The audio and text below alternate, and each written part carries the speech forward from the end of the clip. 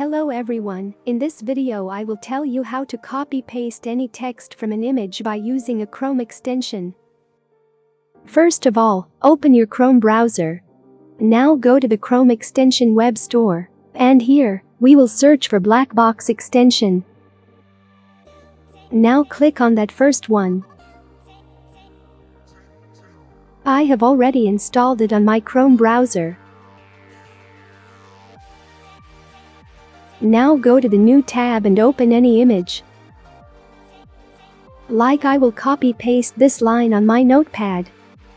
For copying this line, we need to just click on this black box icon. And then select the text area by right-click on that image.